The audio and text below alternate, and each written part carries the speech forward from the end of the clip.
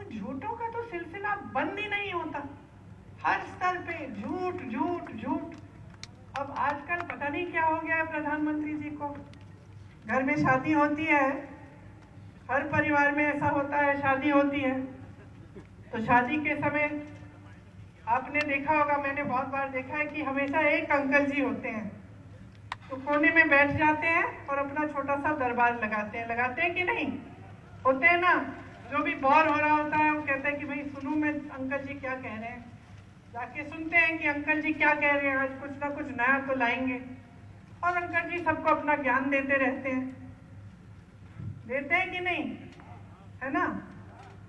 अब आप बताओ, एक दिन अगर आप ऐसे शादी में या कहीं भी आप चाय की दुकान में बैठे और एक ऐसे ज्ञान देने वाले अंकल जी बैठे हों और वो कह रहे हैं सबको कि सावधान हो जाओ, अब जब सरकार आएगी ना कांग्रेस की तो एक्सरे की मशीन लाकर तुम्हारे घरों में जो बक्से पड़े हैं और जो घरों में तुमने छोटा अपना बचत अपनी की हुई है या तुम्हारी महिलाओं के जो मंगलसूत्र हैं उसको एक्सरे से निकाल के ये सरकार चोरी कर लेगी और किसी और को दे देगी।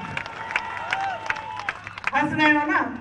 मान लो किसी चाय की दुकान में या किसी शादी में किसी ज्ञान देने वाले अंकल ने ऐसी बात कह दी हो तो आप क्या कहते? आप कहते कि भाई आज तो अंकल ने बहुत बड़ी बात कर दी, खूब गहरी साजिश निकाल दी। हंसते ना? हंसते कि नहीं हंसते? आप कहते हैं कि क्या बकवास कर दे यार अंकल, कुछ नया सोचो। अब देश की परिस्थिति ये हो गई है कि उसी तरह से देश के सबसे बड़े प्रधानमंत्री जी जो सबसे बड़ा पद ले रखे हैं देश में, जिनके पास सबसे ज्यादा सत्ता है, उस पद की गरिमा को, उस पद की गंभीरता को आधार बनाकर ऐसी बकवास की बातें आपके सामने तो वो सोच रहे हैं क्योंकि प्रधानमंत्री हैं, क्योंकि पद है, क्योंकि पद की गंभीरता है, वो सोच रहे हैं कि मैं ऐसे ही फिजूल की बातें करूंगा और पब्लिक सोचेगी कि ये सच है। ये सच हो सकता है? आप सोचिए, ये सच हो सकता है कि कोई ऐसा राजनीतिक दल सरकार बनाएगा जिसमें एक्सरे लेके आपके घर के अंदर घुसकर आपके गहने निकाल के किसी और को दे देगा? ये सच हो सकता है? अरे क्या इनको समस्या हो गई है हमारे न्याय पत्र से? क्या समस्या हो गई है? हम न्याय कह रहे हैं इसलिए, हम न्याय दिलवाएंगे इसलिए क्योंकि हम कह रहे हैं हम महिलाओं को हर साल महिलाओं को 1 लाख रुपए देंगे। हम कह रहे हैं कि किसानों के लिए सुविधा देंगे, स्वस्थ सुविधाएं देंगे, शिक्षा की सुविधाएं देंगे। और अंकल जी आपको सुना रहे हैं, अंकल जी आपको बता रहे हैं कि हम चोरी करेंगे, हम गहने लेंगे। अरे भैया, 70 सालों से देश स्वतंत्र है, 55 सालों से इस देश में किसकी सरकार रही?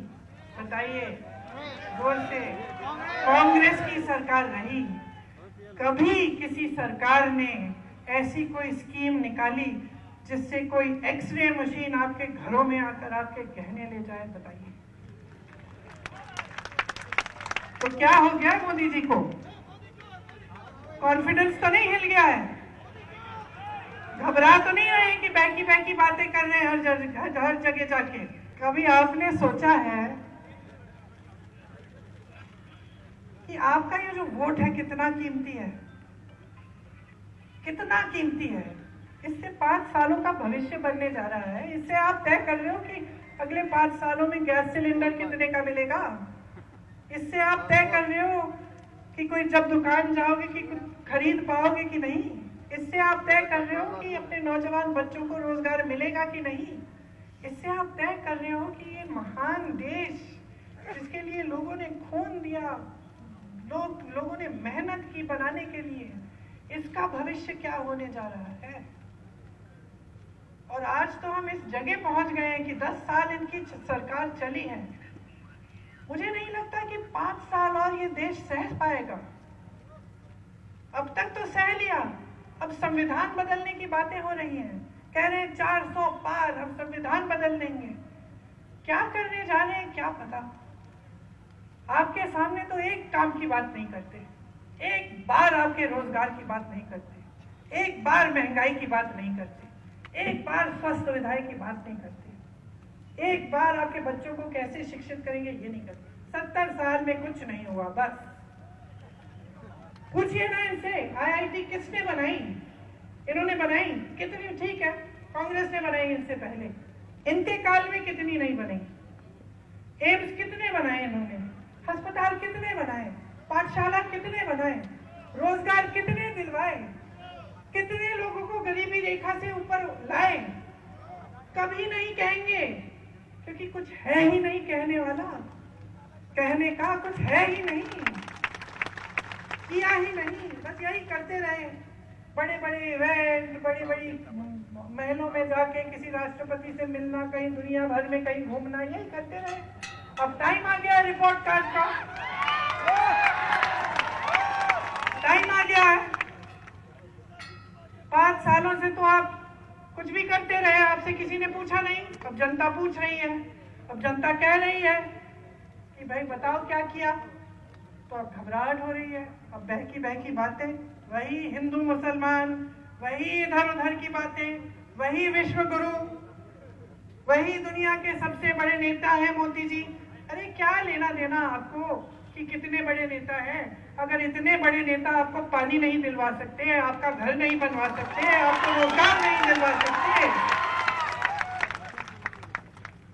तो हमें क्या माफी मांगनी चाहिए इनसे कि हमने रोजगार की बात उठा ली, कि हमने महंगाई की बात उठा ली, कि हम लड़ रहे हैं आपके हकों के लिए, कि हम कह रहे हैं कि इस देश को हम खत्म नहीं करने देंगे तुम्हें।